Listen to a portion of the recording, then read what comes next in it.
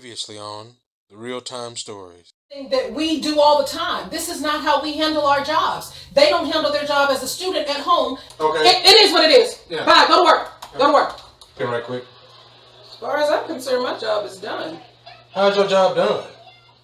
Those kids? I worked them. You should have said something to me before you spent that amount of money. If it's something that's under $100, $200, no big deal. But when you're talking thousands, that's a whole big deal. That's the different issue. But it's not a lot of money though. So you asked me what my problem was. That's my problem. So you mad because I spent money?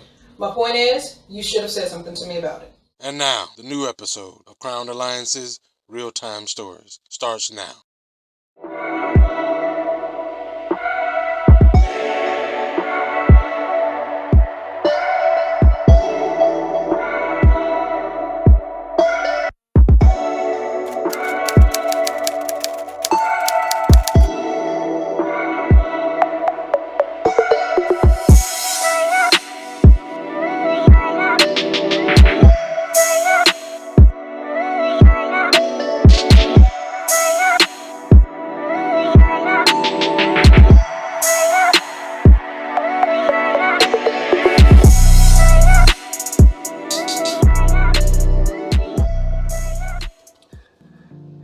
Hello, kings and queens. Thank you for tuning into another episode of Crown Alliance, where you will experience real couples, real life, real crowns, and real alliances.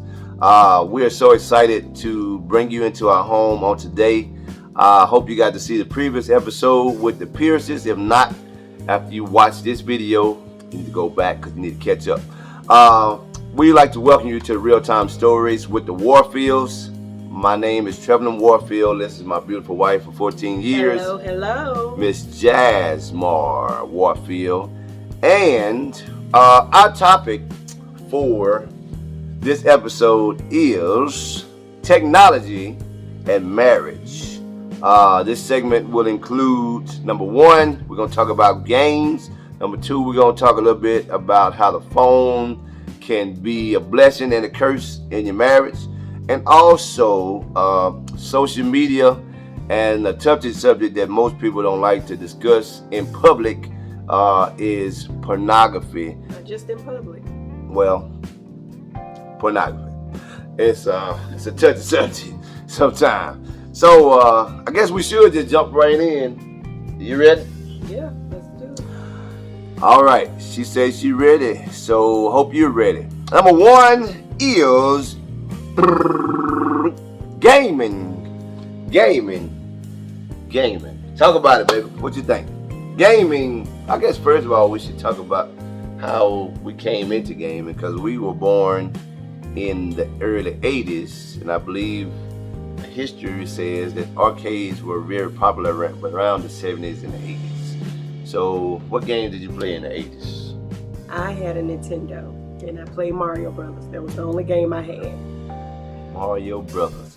So she had Mario. She had the Nintendo. She probably had a Game Boy too. No, I didn't. The Nintendo, you had to take that thing, you had to blow it out. Like some of us probably need to do some things that's going on in our life. However, we're talking about gaming. So gaming has been around again, like I said, since about the 1970s in the form of arcades, and since then gaming has somewhat evolved to where it is today, where you can play online, you can play on your computer. I remember being in elementary school, we played Wagon Trail. We thought that was so cool because you use the arrow in the mouth. A little country game where you ride the wagon, you pick up goods, and you feed your family, you go hunting and everything, get out the wagon. Look it up when this episode is over. You so bougie. How you from Mississippi and don't know nothing about Oregon Trail? Jesus, you have so much to learn. So anyway, there are pros and cons to gaming and how it affects our relationships, how it affects our time and stuff like that. So let's talk about some of the pros or some of the reasons why people choose gaming You tell me. Let's talk about it. It could be a stress reliever. Stress reliever. Gaming comes in all forms. You know, some people are competitive. They like sports. Right. So, games. Oh, yeah. It is a game, and it's fun. Yeah, it's amazing. Cause people that'll play a game but won't watch a game. You know. But anyway, so there. Shade, you throw. I wasn't talking about you. Wow. You'll be watching some of the games We starting off early. when it's Super Bowl time or stuff like that. Oh, I have to tell you about it. Anyway, it can be competitive. You're right. It can be a stress reliever. It can also be just another way of having fun. But it can also be just like anything, can be excessive. So there are some cons to that, especially when you're talking about a partner or somebody that's in a relationship that may or may not be into games, and how that can affect your relationship, how can it affect your communication and whatnot. It can become an addiction. I've found like a lot of my friends, they think outside the box, and they're like, man, it's just a way for me to get away. They go in the room, they play the game, close the door, the wife in the living room, the husband in the room, time to go to bed. All of a sudden, it's like, hey, you want to talk? No, I don't want to talk. I don't want to, don't do that, whatnot. So what can be another hindrance with that, other than being separate? Time consuming. Time consuming. What is every couple Lack of communication. Lack of communication. Well, we all try to have, or would like to have. I would like to think that the reason why we even have a significant other is so we can have somebody to talk to, so that we can have somebody to spend time with. Another thing we found out, we talked about this earlier, because our son has Xbox, our nephews has Xbox or PlayStation. They have the new PS5 and a gaming system. I don't know if y'all know this or not. Come a little closer. It can be very expensive. What's the average game price, baby, that we have to spend? Anywhere from $200 to $600. To $600. That's for the gaming system. So, as you can see, we have to be mindful that it can also be expensive. The games are $70 a piece.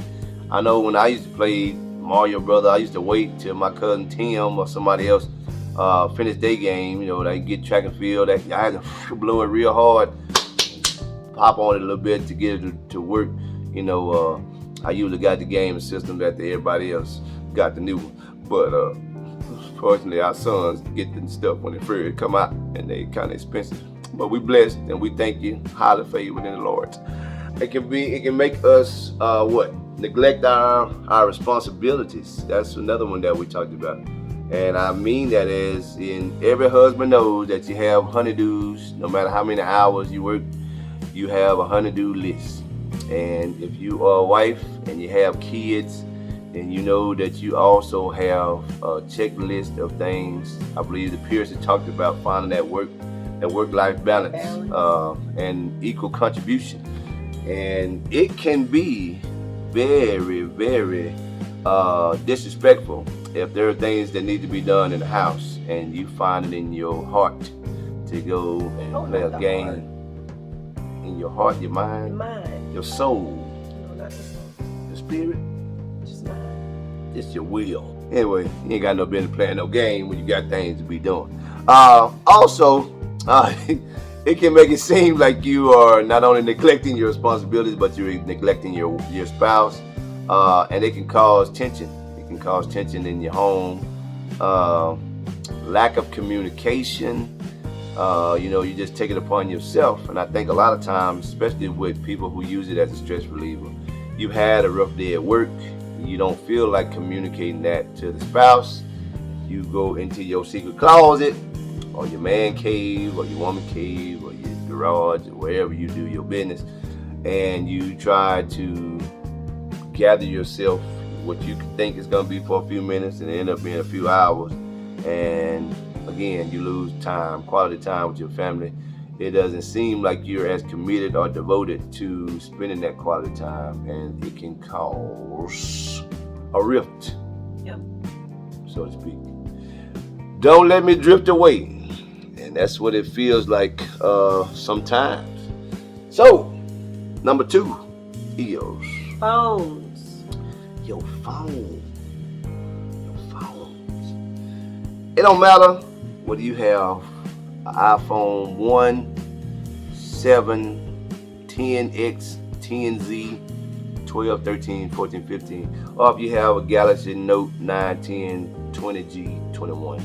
Probably gonna come out with 15 more this year. But phones is something else that causes some turbulence in your marriage. I think, well, when we were talking about this, I was asking a few people, what is it that you do? What's the first thing you do when you wake up in the morning? Most people will say, what you told me. I go to the restroom. That's what I do. That is not true. Yes, I do. She may have a thought about going to the No, bathroom. that's the first thing I do. But before she go to the bathroom, she gonna look and see what time it is. You gonna hit the snooze button. You're gonna be looking at Facebook messages or whatever, email or whatever the case may be.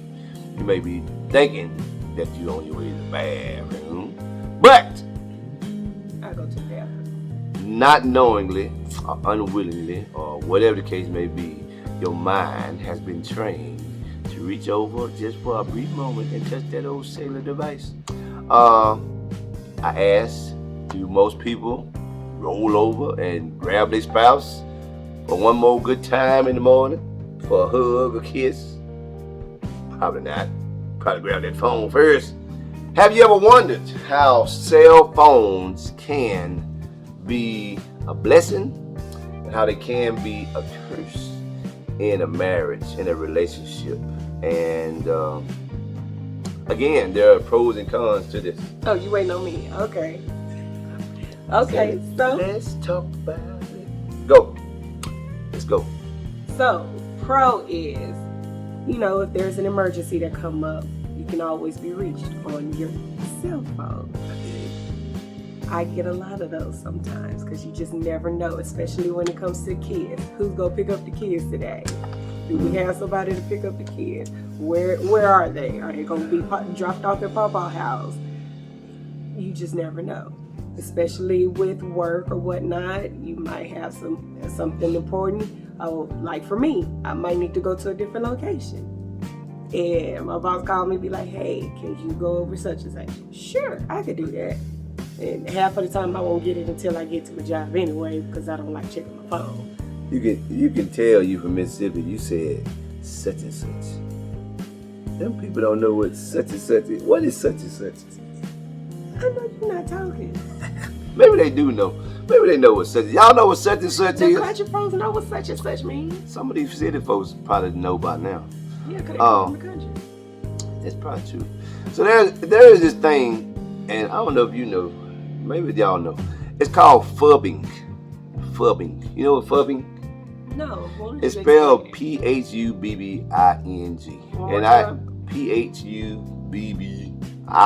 Phubbing. What does it stand for? Phubbing is, what is phubbing? It's remaining engaged with your cellular device rather than interacting with your spouse. Do you phub? I am sure that I have been guilty of phubbing. Sound like you finna say a cuss word.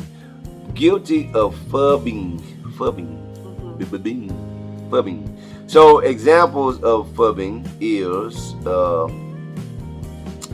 I guess like you were saying, you come home and you still connected to work. You still got emails coming in, phone calls. It could be that you're connected to your friends and family. I mean, obviously, because anytime you have your cell phone, people can connect to you wherever you are. I know you have the Facebook location thing where, sometimes I'll be driving and I have the phone on the mirror and it'll say, this friend is nearby. Smartphones, freakiest thing in the world. How do you know that I'm over here driving through this neighborhood? Well, yeah, because you got the Facebook app open or something like that. Also, if you are supposed to be having quality time with your significant other and you're receiving text messages from family, friends, loved ones, your boss, anybody else, that can cause some confusion. What else? It's a distraction. Yes, it is. Why?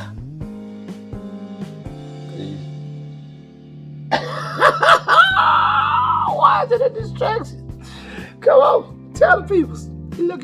Tune in, record live. Go. Why is it a distraction? A distraction. Why? How can these devices be a distraction? Because it takes a while. It takes time away from your spouse, from your kids.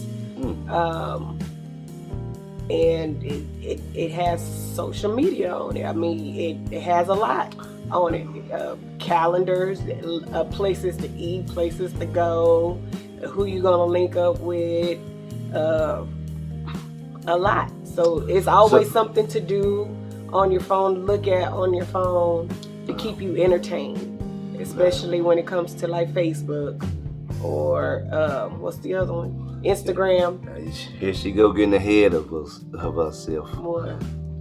That's one of our topics. Oh. We just talking about the phone right now, and then we're gonna bridge over to that. However, maybe she was just excited. I don't know, such and such. She was excited about it. But the good thing about phones, like you said, we can locate information quickly. We done got so spoiled. I mean, we use it to GPS how to get to mom and dad's house a different way. What's the closest Starbucks? Case like that. Starbucks. I know you use yours sometimes for steps and all that kind of stuff. Yep, count my steps. Right. So I Check guess my heart rate. your heart rate. When you get close to me, your heart gets beating fast. Really sure do.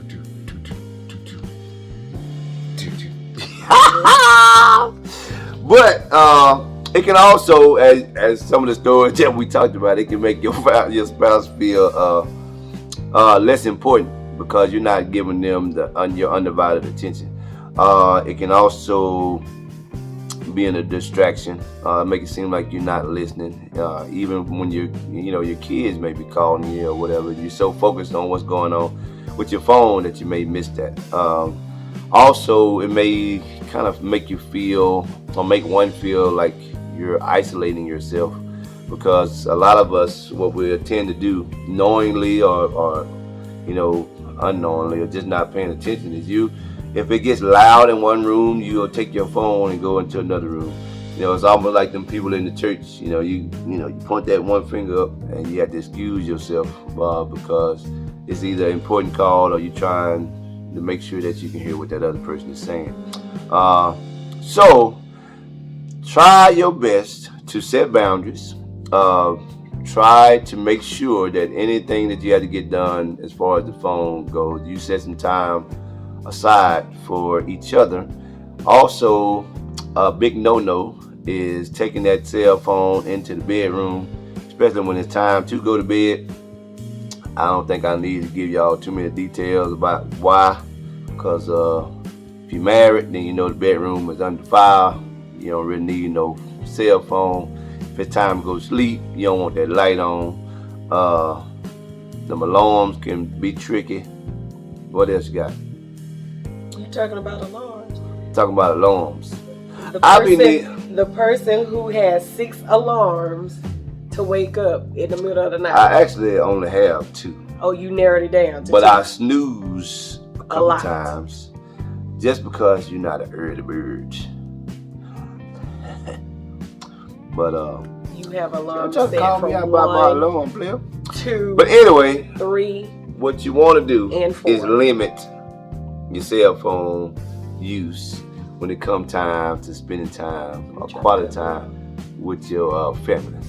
And now, since you were so excited to move on to the next segment of this wonderful episode, go for it.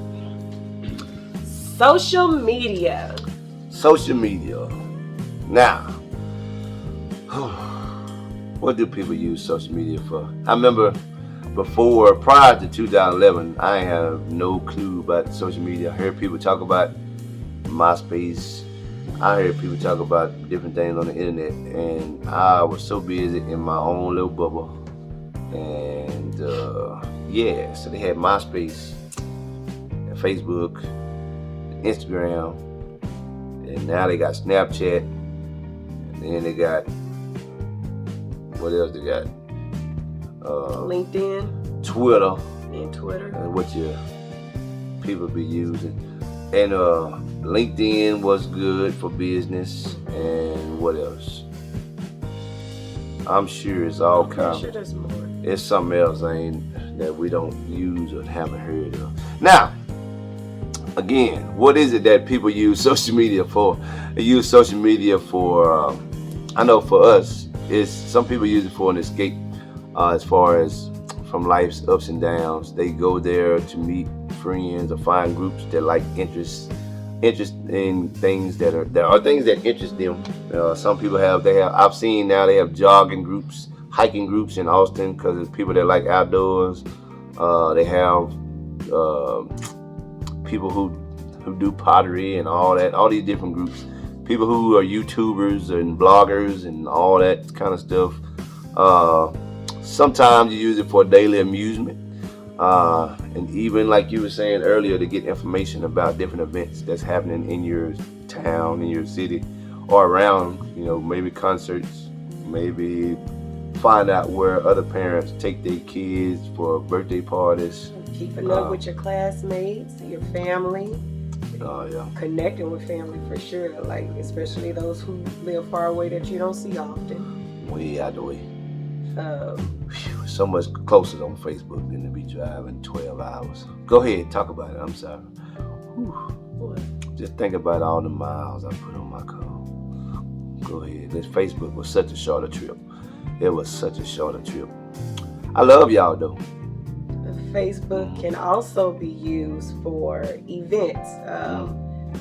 That's how usually, like for me, I'll go find what's going on, find something for us to stay connected. Maybe it might be a concert or go watch somebody, a live band or something. Just something for us to do as a couple. I might find something on there for the kids to do. Used for a lot of stuff. Work, like if you're trying to network with somebody. Career opportunity. It is that too. Yep. So social media has its ups. Yeah, I found too, because I like to read and I like to do different things, but personal growth, if you're using it for the right reason, I'll just say that, everybody uses it. Facebook makes it where you can be unique. Instagram, same thing, you can be unique. You do your thing, and people give you feedback, whether that be positive feedback on your business and negative feedback. How you use it, how you process it, that's kind of on you. Business, if you have a business, that is an excellent platform because you get to tap into other people's followers as well, and you get to build your audience. Or I know some of our family does business online. Danielle does the ebony and green. We have family members that do makeup, body bar. We have family who does hair. My wife does uniquely made scrubs on there. We have the Warfield project. We have MBK Productions. So many different things is in our family that we use it to share different business ideas and to build our clientele up for stuff like that. I know Elizabeth does photography. I mean, you name it. You can do that type of stuff on social media. And then you can also share each other's accomplishment, share each other's experiences, and then so on and so forth. There are also some cons, as with anything that's good, that can also be too much. It can cause problems in your relationship if it is not used appropriately. I know some of the top 10 things, or maybe not even the top 10, some of the things that come up, in our passing. I'm sure that you've heard of people that have incidents where they have secrecy behind social media. Some people have several pages. I didn't even know you can do that, but yeah, you can have multiple pages and hide friends and all that kind of madness. What else? It can cause distrust because of secrecy. I'm waiting on you. That's your cute tag.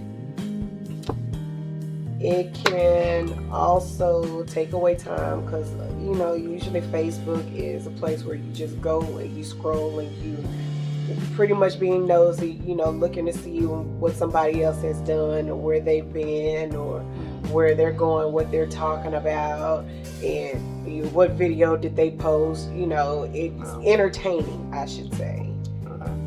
So if you're just sitting there just scrolling and being entertained, that takes away from your spouse or the connection that y'all could have or the bond that y'all could have.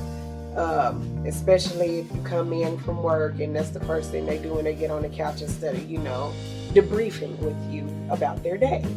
Debriefing. Yeah, that's a good one. That was good.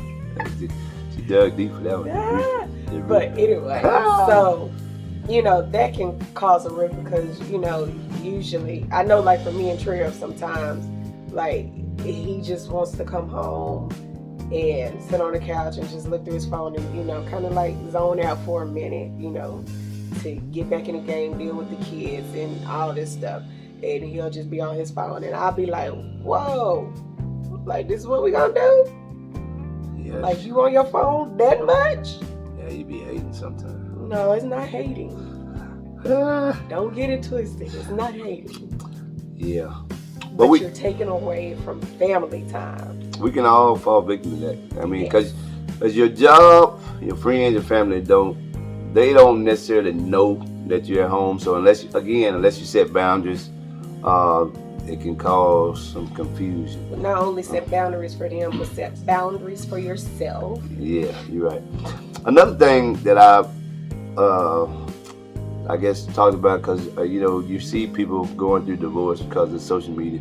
I've also witnessed people going through silent depression, and they will post things on Facebook to make it seem like everything is all good and gravy. Or you'll see other people who are in relationships that feel like they may or may not be where other people are, and they start comparing each other because of pictures and places people traveled and all that kind of stuff. So false representation on social media is another thing. You see people with the bling bling, you see people with posting pictures at folks' houses, or now you can change the background and all this kind of stuff like you really living on top of the world. Well, truth be told, we all go through our own issues, and I don't take it lightly that some people silently in their home, they're posting good stuff on social media, but they are silently going through depression or some type of battle, either at home for various different reasons and stuff like that. So just be mindful of that as well. Quote unquote drowning in sorrow, but yet posting like everything is okay. Also, where it can get crazy is screen time versus me time or versus we time. Like my wife was saying, if we spend too much time on Facebook, because you can shop on there, you can go on there to see what the latest scores was on the game. Most times if I'm at work and I miss a game, all I gotta do is open up Facebook or some form of social media and boom, they're like, they won, the Cowboys lost, whatever, Georgia won, Texas lost, whatever the case may be. Another thing, blasting. putting your business on Facebook? Talk about it. Well, You see it. I see it on social media a lot. So, I mean, it's entertaining to watch sometimes or to read, but, you know, to each his own. Yeah. But it could, I mean, especially if you don't plan on leaving this person, it's always not a good thing to put it out there for the world to see. And y'all are working it out or whatever. The other danger to that is, you know, people get mad because people be in your business, quote unquote, be in your business, but you're kind of inviting. Yeah. When you do that, you're inviting Inviting the people world. into your circle, into your business, into your house, into your Into room, your marriage. into your marriage, your sacred marriage. You know, I tell people all the time, you know, people be butting into folks' business, but I always ask, like, hey, did you go to the wedding? Well, yeah, I went to the wedding. Well, when you were there, the pastor made a bold statement and said, is there anybody here that disagree or have anything to say about this marriage? Speak now, forever hold your peace. If you didn't say nothing then you need to hold your peace. All right? So you can tell your family and friends that I said it. If they didn't say nothing at the wedding, they didn't speak then, they ain't got no business to talk about it now. All right. But again, find your balance. Keep it 100 and, you know, go from there. Now this one is the touchy one, but it is also something that needs to be talked about, I guess. You know, and we don't have a whole lot of time, but, you know, to each his own. This is just what we feel. And the last one is pornography. It's tough. Okay.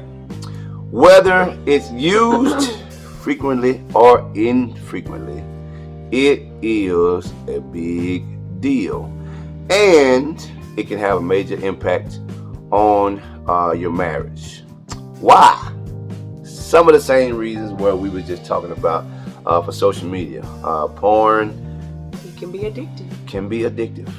It can be addictive. You get too caught up, and then Start cheating on your spouse with porn. Yeah, it breaks trust. It definitely does. Most people who do use it in secrecy. And then next thing you know, you are hiding stuff, or somebody may get that bill and wonder, you know, who is this charged in $19.95 or $79.95 or whatever the case may be. But it hinders the intimacy that you build with each other. It can also be a mood killer, because what happens is now you're comparing what your wife or what your husband does with who you saw on the screen, which again, now you're inviting somebody else into your space, or objects, knowingly or unknowingly. It's kind of crazy. You know, you're supposed to be with your spouse, but you with Susie or I don't know, Rob, whoever's on the screen. I don't know what their people's name is. But then there is a difference between you know, sex, making love, having a connection, being intimate, all that kind of stuff. But there is also a spiritual side to that if you're inviting others into your space, in your mind, and it can be a bad thing. It can take you down a bad path. Then too, we talked about. Would you consider that cheating? I think it's very dangerous. It can put you in that place, because what it does is give you unrealistic expectations from your spouse. You start having unhealthy thoughts, and you know, again, it's a spirit, so it don't matter where you are. You can be at work, you can be driving in your car, you can be you're supposed to be hearing the word of the Lord, and one of those terrible thoughts come in your head, and instead of saying glory, you saying glory. You know, it's not the same. So there can be form of that puts you in a bad place. It can just put you in a bad place. So no matter what your perspective is, just say no. Use other ways to spice up the bedroom. Like communication. Yeah, just talk to your spouse. Ask them what they want, what they need. You know, if it's something we can do better. I know for many of us, you know, you just have to be open, I guess, about what it is that you need, and be honest and be truthful. That's the biggest thing. But do not, and I repeat, do not invite these people into your room, in your living room, in your car, on your cell phone, on your social media, in your mailbox, whatever the case may be. Just don't do it, all right? Because it can lead to a bad place. We don't have a whole lot of time to talk about it tonight. However, that may be something that you want to, you know, have a discussion about in your relationship. Find out, you know, what the barriers are, and be very careful about what you allow to go on in your house, because that it can lead to a bad place. I don't know. Hopefully, we shine some light a little bit on each topic that was given to us. Again, we thank you for tuning in.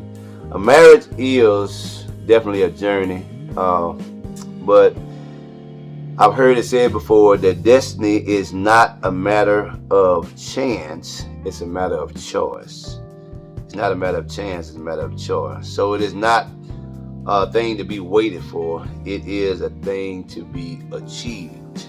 And we hope that with these real-time stories, we can help you to feel passionate about your life. We can help you be passionate about your relationships, that we can spark up some conversations that need to be had. I think sometimes we get so busy to where we either jump over these type of topics, or we just continue with, you know, what we consider our norm. And over the last few months, matter of fact, the past year, our normal is no more normal than it was. So we want to talk about things like, you know, how we can make more of our time, how we can boost each other's confidence, renew our energy, renew our minds, and build better relationships, better alliances. Also transforming our finances and be inspired by other couples. There's nothing wrong with that. I mean, we know we've been married for 14 years. There's some other people that's in the group that have been married for 20 plus years. Maybe you watching have been married for a long time. And there are some things that we can learn from each other. Iron sharpens iron. I mean, anything to help me be a better man, to help me be a better husband, and A better wife. and Better mother. and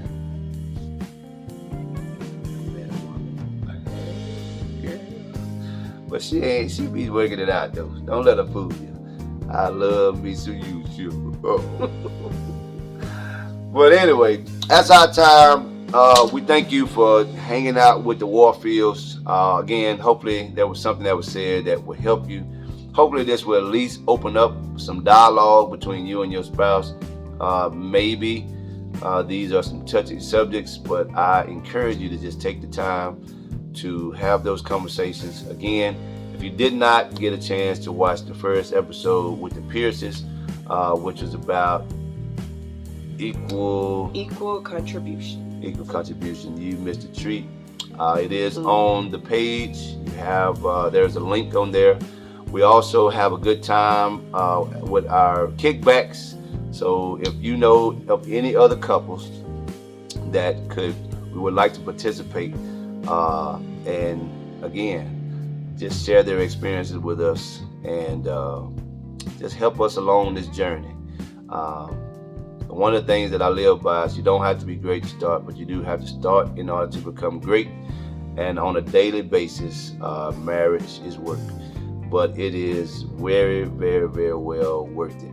So we appreciate your time, appreciate you kicking it with us. Hopefully you'll tune in again to Crown Alliance. We have some good stuff in store for you. I'm so excited to be on this journey, and look forward to seeing you soon. Yes. Have a good one. Good night. God bless you, and good night.